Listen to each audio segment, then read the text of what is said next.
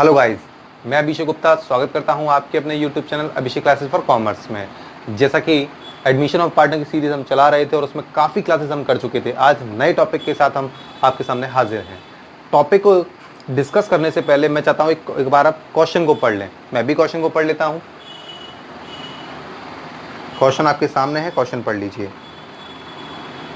Pradeep and Dheeraj were partner in a firm sharing profit in the ratio 3:1।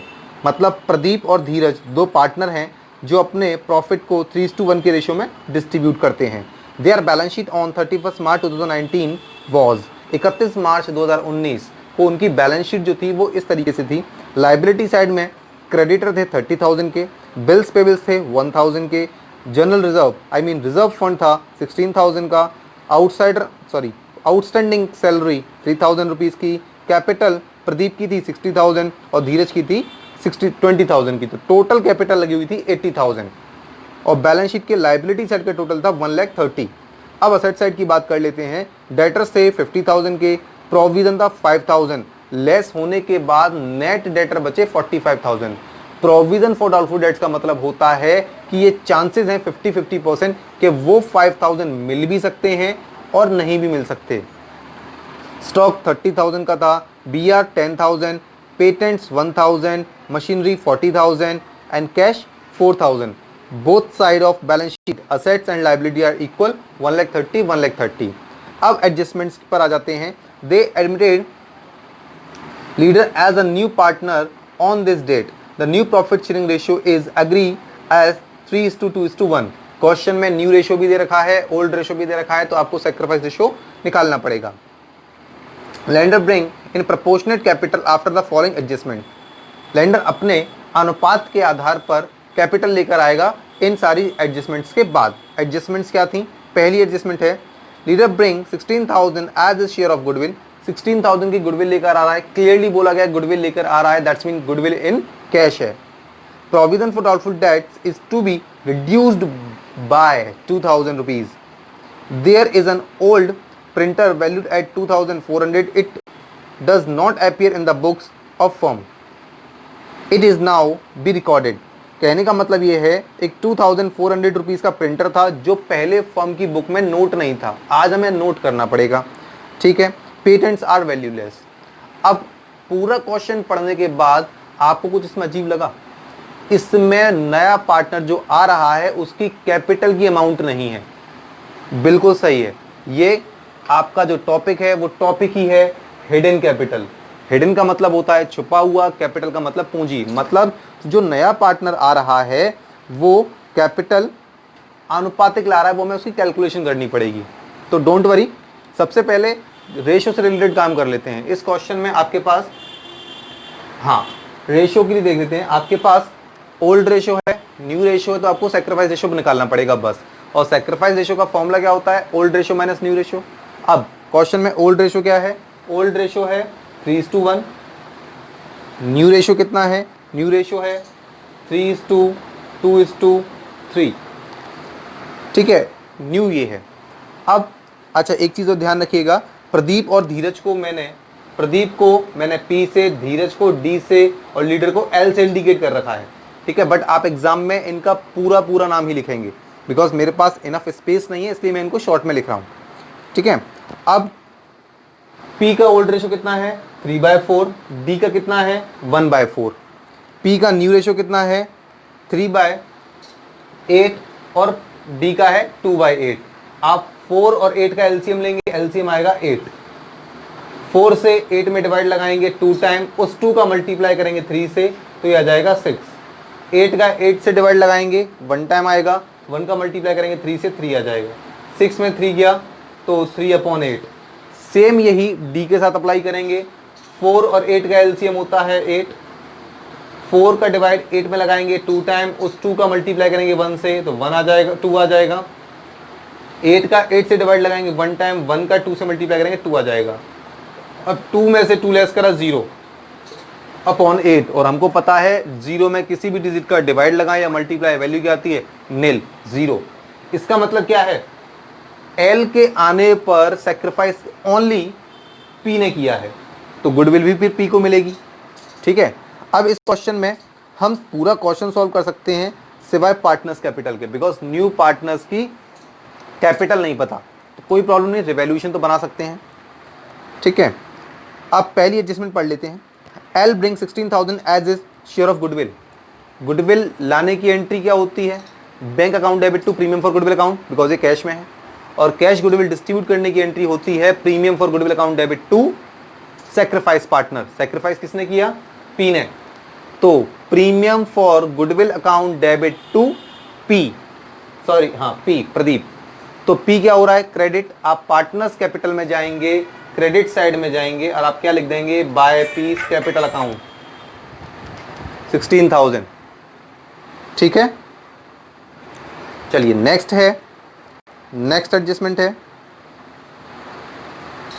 Provision for doubtful debt is to be reduced by 2,000। आपका जो provision था पहले 5,000 का था, अब reduced हो रहा है 2,000 से। इसका मतलब पहले पीवीडी जो 5,000 रुपए की लग रही थी अब 2,000 से कम हो गई। कितनी हो गई? 3,000। पीवीडी के कम होने से, पीवीडी के कम होने से आपके डेटर इंक्रीज होते हैं, तो increase in assets, debtors increase होने से आपको प्रॉफिट है, तो आप क्रेडिट साइड में डाल देंगे इसको।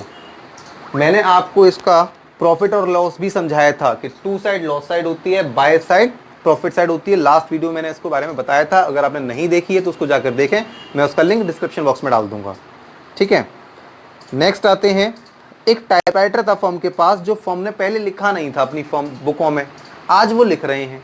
लिखने से पहले नहीं लिखी थी वो असेट्स, आज लिख रहे हैं, तो अब इसका मतलब असेट्स बढ़ रही है, इंक्रीज इन असेट्स है, तो ये भी टाइपराइटर आ जाएगा रिवैल्यूएशन के बाय साइड में, because increase in assets, decrease in assets, increase in liability, decrease in liability, ये सारे चेंजेस रिवैल्यूएशन में नोट किए जाते हैं। Patents are valueless. पहले पेटेंट्स कितने थे? असेट साइड में है पेटेंट्स, पहले 1,000 के थे, आज वो वैल्यूलेस हो गए, मींस जीरो हो गए, तो डिक्रीज इन असेट्स हो गया। असेट्स कम होने से लॉस, और लॉस साइड होती है टू साइड। ठीक, ऑल एडजस्टमेंट आर सॉल्व। अब रिवैल्यूएशन को पहले कंप्लीट कर लीजिए।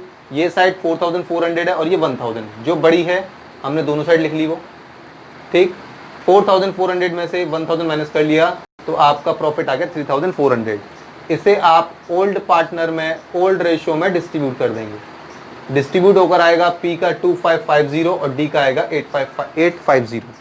ठीक है, अब पार्टनर का नाम टू साइड में है तो टू वाला बाय में ट्रांसफर करेंगे, किस नाम से?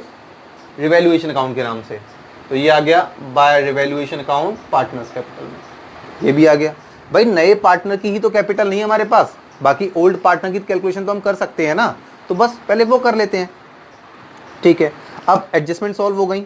अब फिर वही 3 स्टेप जो मैंने आपको लास्ट वीडियोस में मैंने आपको बताए हुए हैं। इसमें अब लायबिलिटी साइड में आइए। लायबिलिटी साइड में कहीं कोई ऐसा आइटम तो नहीं जो डिस्ट्रीब्यूट होता हो पार्टनर्स कैपिटल में, वो केवल 3 होते हैं, workman compensation fund, P&L account और जनरल रिजर्व। जनरल रिजर्व का दूसरा नाम भी होता है रिजर्व फंड, तो रिजर्व फंड इसमें है 16,000 का। रिजर्व फंड डिस्ट्रीब्यूट होता है ओल्ड पार्टनर में, ओल्ड रेशियो में, इसकी एंट्री होती है reserve fund account debit to old partner. Old partner का नाम क्या है? प्रदीप एंड धीरज। तो general reserve debit to P&D।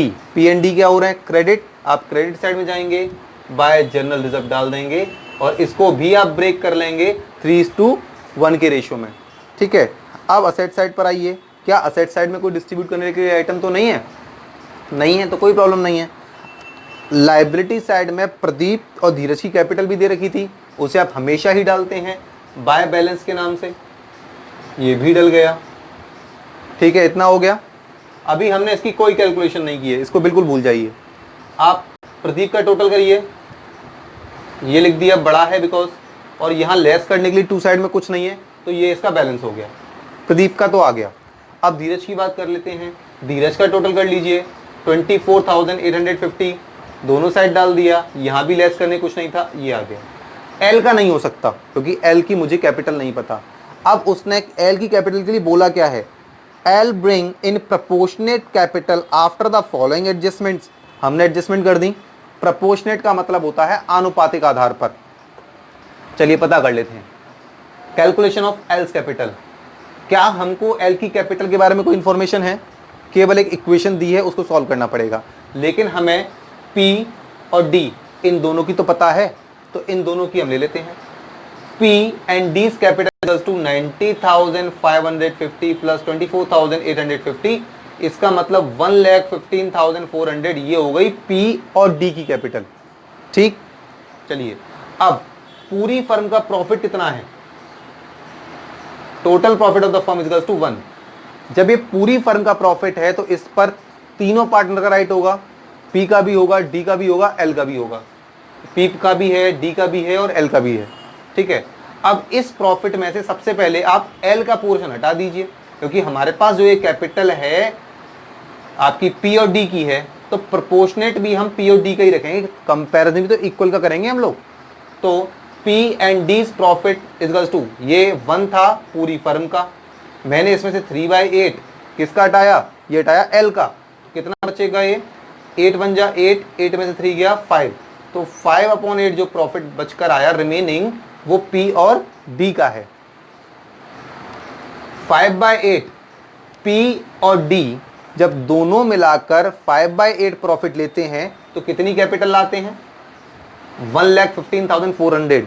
और जब L जो कि नया पार्टनर है 3/8 प्रॉफिट लेगा तो वो कितनी कैपिटल का कंट्रीब्यूशन करेगा? आगे यूनिटरी मेथड, ये हमने पहले भी सीखा हुआ है, तो मैंने पहले भी बताया है, इसका इससे मल्टीप्लाई और इसका डिवाइडेशन ये करते हैं। तो 3/8 मल्टीप्लाई बाय 1,15,400, 1,15,400 डिवाइड बाय 5/8। मैंने 8 से 8 काट दिया 1 टाइम, 5 से 1,15,400 काट दिया 23,080 रुपीज़। अब इसका 3 का मैंने मल्टीप्लाई कर दिया तो ये आ गया 69,240। अब अगर L की कैपिटल हमारे पास आ चुकी है तो बाय बैंक लिखकर आप L में इसकी कैपिटल डाल देंगे, आप टोटल में डाल देंगे दोनों साइड, और बाय साइड में इसका बैलेंस डाल देंगे। क्लियर? ये हो गया आपका। तो कोई चेंजेस नहीं था, केवल इसमें आपको नए पार्टनर की कैपिटल हाइड कर रखी थी, वो हमको निकालनी थी। अब इसमें रह गया जर्नल एंट्री, बैंक अकाउंट और बैलेंस शीट। वो आपका होमवर्क है, वो आपको करना है, क्योंकि मैं आपको ऑलरेडी काफ़ी बार करा चुका हूं। तो फिर भी अगर आपको कोई प्रॉब्लम हो तो मुझे आप कमेंट कर सकते हैं, मैं आपको उसके बारे में फिर से समझा दूंगा।